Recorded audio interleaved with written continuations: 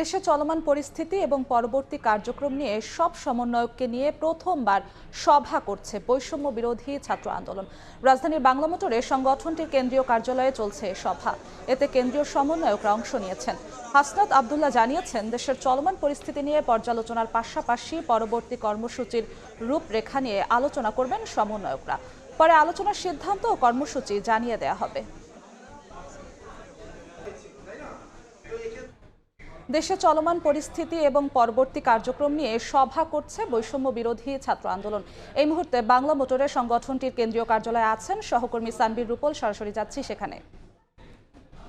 রূপল, বৈষম্য বিরোধী ছাত্র আন্দোলনের 158 জন সমন্বয়কদের নিয়ে আজকে একটি বৈঠক বসেছে এবং রূপায়ণ সেন্টারে তাদের যে একটি কার্যালয় রয়েছে সেই কার্যালয়ে সেই বৈঠকটি শুরু হয়েছে। তাও বেশ অনেকক্ষণ হয়ে গেছে এবং সেই বৈঠকে যে আলোচনার বিষয়বস্তুগুলো উঠে এসেছে সেটি হচ্ছে বর্তমান সরকার তাদের অভ্যুত্থানের মধ্য থেকে গঠিত হয়েছে, সেই সরকারের যে ধরনের ভুল ত্রুটি আছে সেই ভুল ত্রুটি নিয়ে সমালোচনা করতে চায় বৈষম্য বিরোধী ছাত্র আন্দোলন।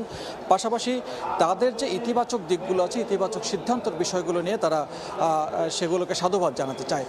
অন্যদিকে তাদের নিজেদের মধ্যে যে আলোচনা হয়েছে যে এই উপদেষ্টা পরিষদ যে গঠন করা হয়েছে বা পুনর্গঠন করা হচ্ছে, 2-3 জনকে আবার নতুন করে উপদেষ্টা বানানো হয়েছে, সে বিষয়ে ছাত্র আন্দোলন কিছু জানে কিনা। তো সেই বিষয়টি নিয়ে হাসনাত আব্দুল্লাহ, তিনি অন্যতম সমন্বয়ক এবং আহ্বায়ক বৈষম্য বিরোধী ছাত্র আন্দোলন, তিনি যেটি জানিয়েছেন যে সেদিন 10 নভেম্বর ছিল এবং 10 নভেম্বরে তারা ব্যস্ত ছিল নূর হোসেন দিবসে আওয়ামী লীগের কর্মসূচি প্রতিহত করতে। অন্যদিকে উপদেষ্টা পরিষদ যে নতুন করে গঠন করা হয়েছে সে বিষয়ে তাদেরকে কিছু জানানো হয়নি। তবে একটি বিষয়ে বারবারই বেশ কয়েকজনের প্রস্তাব বা আলোচনায় ঘুরে ফিরে এসছে, সেটি হচ্ছে গিয়ে মানুষজনকে স্বস্তি দেয় এবং জিনিসপত্রের দামের ঊর্ধ্বগতি, সেই ঊর্ধ্বগতিকে নিরসনের জন্য বৈষম্য বিরোধী ছাত্র আন্দোলন কী করতে চায়। তো সে বিষয়ে তারা যেটি বলছে যে তারা উপদেষ্টাদের সঙ্গে কথা বলতে চায়, পাশাপাশি সরকারের যদি কোনো সহযোগিতা মাঠ পর্যায়ে করতে হয় সেই বিষয়ে তারা কাজ করতে চায় এবং এর মধ্যে তারা বেশ কিছু কয়েকবার বিভিন্ন জায়গায় সেই বিষয়ে কাজ করার ঘোষণা দিয়েছে এবং কাজ করেছেও এবং সেই কাজটি আরও এগিয়ে নিতে চায় এবং এখনও পর্যন্ত কী কারণে বা জিনিসপত্রের দাম সরকার কমাতে চায়নি সে বিষয় নিয়ে উপদেষ্টাদের সঙ্গেও কথা বলতে চায়। পাশাপাশি আরও কয়েকটি বিষয় এসছে, তার মধ্যে অন্যতম আরেকটি বিষয় হচ্ছে বৈষম্য বিরোধী ছাত্র আন্দোলনের যাতে তাদের এই সাংগঠনিক যে অবস্থান আছে সেই বিষয়টি নিয়ে বিভ্রান্ত সৃষ্টি না হয় বা ফাটল না ধরে সে বিষয়ে ঐক্যবদ্ধ হয়ে তারা পরবর্তীতে কাজ করতে চায়। তো সে বিষয়টি নিয়ে তারা বলছেন যে 1-2টি বিষয় নিয়ে ফোকাস করে যদি বৈষম্য বিরোধী ছাত্র আন্দোলন সামনের দিকে এগোয় তাহলে হয়তো রাষ্ট্রের কাজে লাগতে পারে।